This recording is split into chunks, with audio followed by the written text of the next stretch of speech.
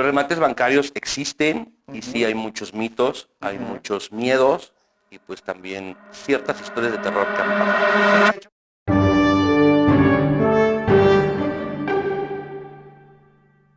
Víctor, gracias por Hola, recibirnos. ¿qué tal, Rodrigo? Un gusto y placer tenerte aquí. Venimos llegando acá a Corporativo de Negocios. Lo primero que me da la atención en la entrada, vemos, pertenecen a diferentes cámaras. Correcto, ¿verdad? así es. Y que está, ¿quién está? AMPI, está Canacintra. Canaco, Canacintra, así es. Ok. Y eso, bueno, ya habla algo de este lugar. Pero quiero platicarle a la gente que nos platiques también. Estamos analizando diferentes tipos de inversiones, ¿no? Bien. En los videos pasados vimos CETES, vimos negocio propio, vimos fintech con algunas inversiones en línea y el caso de remates bancarios que viene del lado inmobiliario. Queremos saber un poquito más de cómo se comportan, porque hay muchos mitos alrededor de este tema. Claro. Y pues, ¿quién mejor que tú para sacarnos de las dudas, no? Claro, por supuesto. Pues sí, los remates bancarios existen y sí hay muchos mitos, hay muchos miedos y pues también ciertas historias de terror que han pasado. Sí, de hecho vamos a documentar una que está ahorita muy pues ahí en los medios. En sí, y en palabras sencillas, ¿qué es un remate bancario? En palabras sencillas, un remate bancario es una propiedad que tuvo un crédito hipotecario o tiene un crédito hipotecario, pero como tal no fue pagada por el acreditado. Okay. Ese crédito hipotecario se ejerció para comprar la propiedad. El solicitante acreditado solicita a una banca o hipotecaria el crédito hipotecario como tal, váleme la redundancia, y entonces compra la casa, después de unos años, por alguna razón, deja de pagar, y entonces cae en mora. Y la banca lo que tiene que hacer, o la hipotecaria, es recuperar, aunque sea un algo de ese dinero que todavía le deben. Okay. Entonces, la banca dice, vendo los derechos de cobro, los derechos litigiosos y los derechos adjudicatarios posibles para que un nuevo inversionista sea el que cobre. Okay. Y entonces, en ese momento, la banca dice, un ejemplo, a mí me deben 1,000,000 de pesos, pero como tú te vas a encargar de cobrar y tú eres el inversionista, pues entonces te hago un descuento. En vez del 1,000,000 de pesos para firmarte los derechos por el 1,000,000, solamente dame un ejemplo, 600,000. Y yo con eso te vendo los derechos para que tú te encargues de cobrarle al acreditado deudor. Ok, a ver, derechos litigiosos, para ponerlo en cristiano, ¿Ok? es la posibilidad de tener un juicio. Así es. ¿Algo así? De hecho, tiene que haber un juicio. Tiene que haber un juicio. Así es. Y adjudicatario sería la posibilidad de quedarse con el bien. De adjudicarte el inmueble. Ok. Así es. Ojo, esto es bien importante porque luego hemos descubierto que hay, si te metes a plataformas y hay propiedades ahí que dicen en remate y págame tanto antes de y tal, tal, tal. Y si no hay esos documentos que avalen, no existe, ¿no? No La existe. posibilidad. No, de hecho tiene que ser una cesión firmada ante un notario. Ok. Porque como tal es una fe pública y los derechos se transcriben tal cual en una escritura de cesión de derechos. Ok. Así es. A ver, comparándolo, y acá vamos a hablar de los otros modelos de inversión a comparación de un remate bancario. Ok. Vimos en CETES que en CETES en un periodo de un año normalmente estás con un 9.9 Utilidad. de utilidad, exacto. Entonces, de cada 100,000 pesos le ganas 9,000 pesos, ¿no? Me parece que es conservador, bajo riesgo y baja utilidad, ¿no? En el caso de negocio propio, que también existe esa posibilidad, no invertir en un negocio propio. ¿Qué pasa? El 80% de las pequeñas empresas quiebran en los primeros 3 años.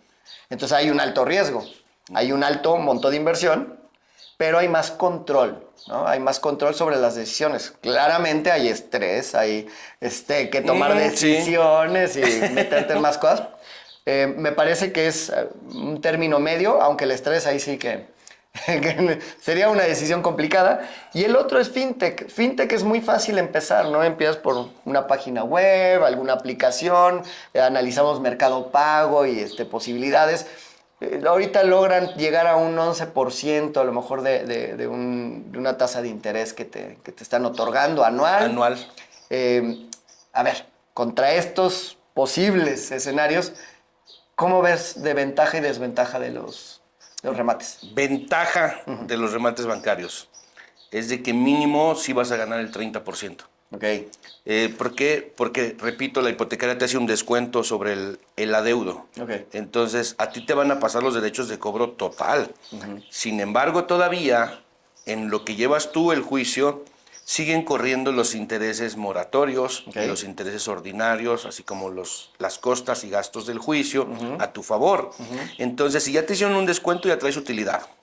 Porque tú vas a cobrar, pues, el ejemplo que pusimos ahorita, ese $1,000,000, pues ya traes una ganancia de 400,000 pesos. Ok. Porque a ti te vendieron la sesión en 600. Ok. Entonces ya traes ahí una utilidad, pues, del 40%, más lo que arrojen los intereses futuros durante el proceso que te vas a llevar el juicio. Ok. Estamos hablando entonces un 30%, un 40%. ¿En promedio cuánto se lleva una persona? De un 30 a un 60%. Ok. ¿Anual? No, Ah. ahí vamos a la parte Ok. bonita y difícil. Ajá. Sí es muy bonito ganar en un remate bancario porque ganas mínimo el 30% y pues máximo el 60%, por decirlo de alguna manera. Pero, ¿qué es lo que sigue? El tiempo. Es esperar el tiempo, porque puedes tardarte un año o puedes tardarte 2. Ok, en el caso de que fueran 2 años, si estuvieras ganando un 45%, estamos hablando que más o menos una tasa anual sería del 22.5%. Por decirlo de alguna manera. Ajá. Sin embargo, sigue estando muy bien. Okay. Pero de este análisis, digamos, de las inversiones, no procuramos decirles a las personas en qué invertir. Ok. Más bien, les queremos dar las herramientas para tomar decisiones según la etapa de vida en el que se encuentra la persona. O sea, no es lo mismo tener 20 y tantos años y estar pensando en gastar dinero, a lo mejor tener 60 y tantos y estar pensando en la jubilación, ¿no? Correcto. ¿Para qué tipo de personas o para qué momento de vida es importante voltear a ver los remates bancarios? A toda edad. Ok. Sí, y con cualquier presupuesto. Ok. Porque si bien es cierto, pues puedes hacer patrimonio desde muy joven y empezarlo a multiplicar.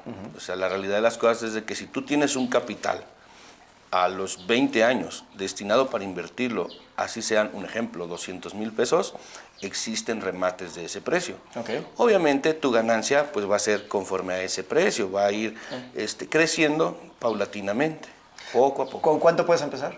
Con 200,000 pesos. 200,000 pesos. Hay remates de ese monto.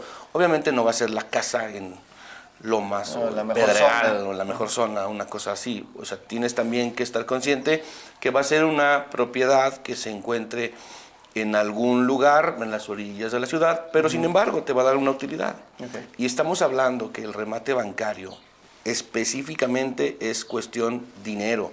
No estás comprando la casa, existe la posibilidad de adjudicarte la casa. Ok. Sin embargo, es más a lo que te tienes que enfocar, que es el dinero. Sí, porque mucha gente voltea a verlo como, voy a comprar una propiedad, pero no estás comprando una propiedad como tal, ¿verdad? Como tal, no estás comprando una propiedad. Así Ok. es. Ya te puedes quedar al final, después de todo el proceso, con una propiedad y decidir si quedártela, venderla, rematarla. Exacto. Si existen las circunstancias idóneas para que te la quedes. Circunstancias, pues bueno, hay varias circunstancias con las cuales tú, llevando todo el proceso judicial, llegas a una etapa que se llama audiencia de remate. Ok. Y entonces las circunstancias van a dictar si tú te puedes quedar la propiedad adjudicándotela sí o no.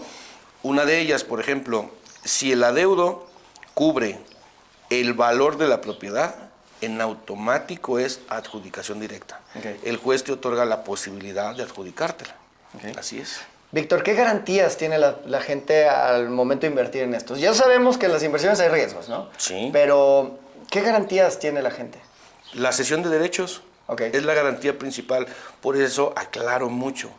Tiene que estar una cesión original, firmada por la hipotecaria o por el cedente ante notario público.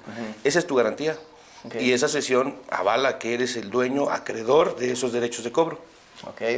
Porque, digo, ha habido casos de situaciones donde oficinas muy bonitas y de repente desaparecen, ¿no? Sí. Uy. Vámonos. Y ya, Sí. se quedaron sin dinero y sin propiedad. Sí, es lo que te comentaba. Sí ha habido casos de historias de terror feas, que realmente eso es lo que me gustaría explicarle a las personas. No nada más que adquieran un remate, sino cómo adquirirlo. Claro, claro. ¿Cuáles son los pasos para poder decidir si ese es el medio y vía por la cual tú quieres crecer tu capital y tu patrimonio? Claro. Y si no, pues lo haces de manera conservadora, o sea, por la parte de CETES. De CETES, Ajá. alguna otra. Así es. Y creo que punto clave, siempre todo ante un notario. Sí. ¿Y qué notario?